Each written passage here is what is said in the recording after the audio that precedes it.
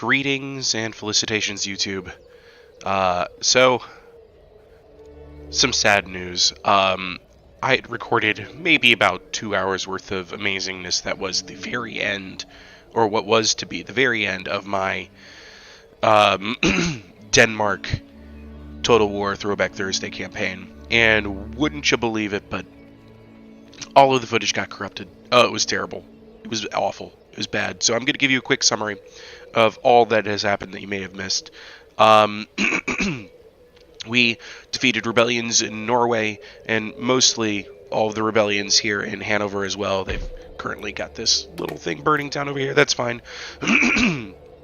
We took Finland with our attack. The armies of Sweden retreated away, leaving the people of this is Oslo, I believe, leaving them to fend for themselves.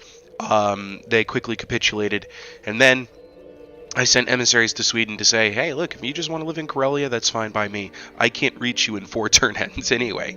I actually couldn't. I tried marching an army out here. Nah, they weren't going to reach. Besides, Russia can have northern Russia. That's fine by me. There's not much here that's that valuable anyway. They agreed to a peace treaty on my terms, and their armies were ejected into Karelia. They're currently taking the long march back all the way to Petrovskaya in Karelia.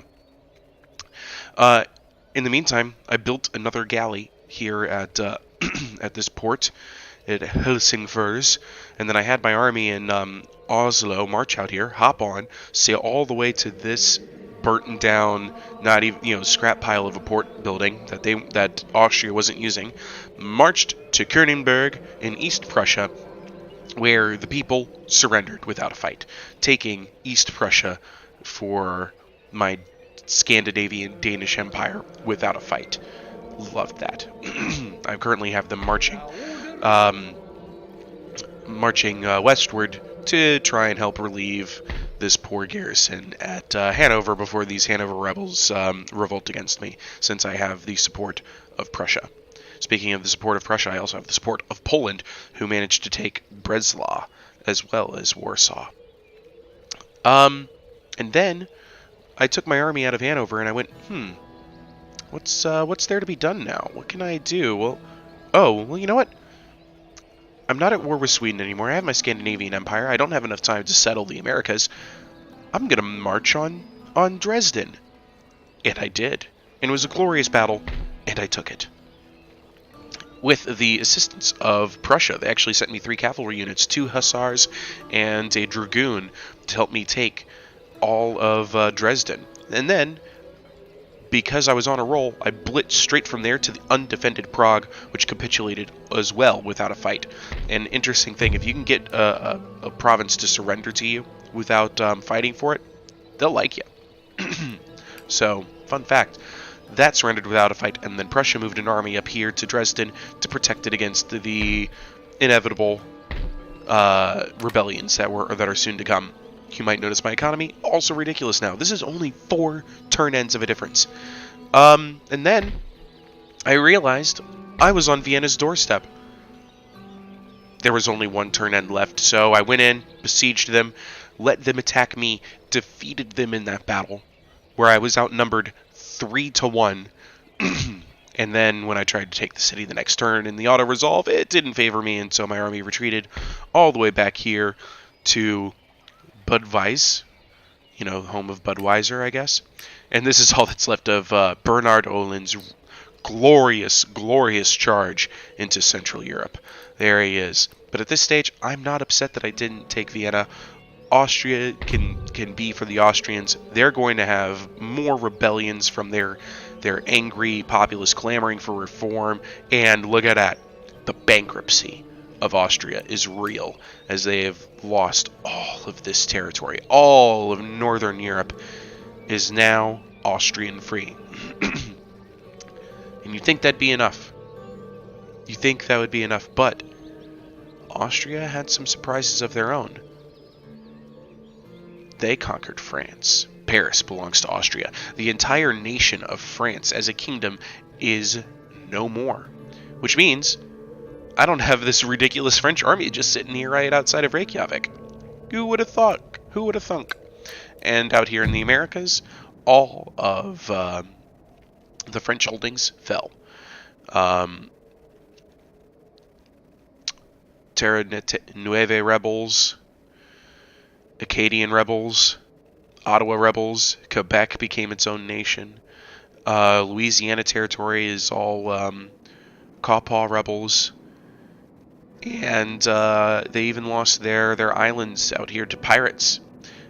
Curacao has been a pirate capital ever since the fall of the Dutch, even though the Dutch have returned. Spain and Great Britain are doing just fine. They took Kentuck territory, just about what you would expect for these nations, and all of the Native American nations are still around as well. India is for India. Sri Lanka belongs to rebels, however, which would have been a nice place to conquer, but hey, I just ran out of time, and we're going to scan over here into the European theater. Russia made it as far south as Azerbaijan. The Maratha Confederacy made it as far west as Ankara, the capital of Turkey. Like, are you kidding me? Palestine is held by Palestinian rebels. The Ottomans still have Cairo, and the Barbary Coast still has Tripoli. Venice is still just Venice and Sparta. And the rest of Greece and Serbia, Bulgaria, and Istanbul, all of that is still for the Ottomans, even though the Maratha pretty much kicked them out of their home territories. And Austria's easternmost province is in Minsk. And the rest you already know. Munich is still held by the Bavarians.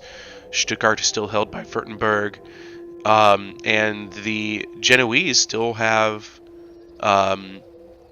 Genoa and Corsica. Savoy still exists out here, which I am trading with. And yeah, let me give you an idea of what my trade is at now that I've kicked Austria out fully, thoroughly, once and for all. Check this out. My trade income from Europe on the fur commodity, 836. And that's what I'm importing. I am exporting furs as well to Great Britain. Other goods, 583. Just look at the total trade value here, 3,608. Not bad. But where I'm really making my money is in taxation. 9,792 tax income. Love to see those numbers. Just love it. I can build ridiculous armies now. This is the state of which I find most of my campaigns after 10 turns, where I'm making ridiculous piles of cash, and I can go literally settlement to settlement and just upgrade to my heart's content. And I'm going to do just that to end this turn. Anywhere that I can upgrade, hey look, my capital. I can upgrade these buildings in my capital. It's beautiful. I'm building an opera house in Copenhagen. Public works, here they come. Down to 3,000 cash already, but I'm going to keep going. Anything else I can upgrade? 1,500 cash remaining. I could probably upgrade some small buildings now. Oh. Okay, well, let's look at those smaller places. Oh, actually, I can't, because I took out all of these forces out here. Yeah. Because the stupid fog of war thing from this weird mod. Build some fisheries for the people. Upgrade some fisheries, and that's the end of our money. And folks, that is what I was hoping to do for the majority of this campaign. But we got our revenge against Austria. We survived with just Copenhagen and a will and a sacrifice of our fleets, and we made it. I'm just as shocked and stunned as everybody else. There obviously isn't any victory conditions for this campaign, but I built my Scandinavian empire. I expanded into Central Europe.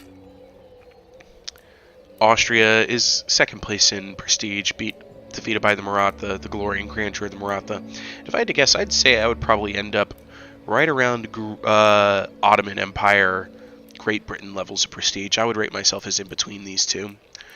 So yeah, folks, that is it. 9 regions held, and the end of this Total War Throwback campaign. Thank you for watching. I'll see you in the next campaign. for Throwback Thursday, I'm planning on going to a game that isn't that much of a throwback, but a very fun campaign regardless, especially with the difficulty inherent upon it. And that's Total War Attila. And I'm going to be playing as the Picts. I'll see you next Thursday. Have a good one.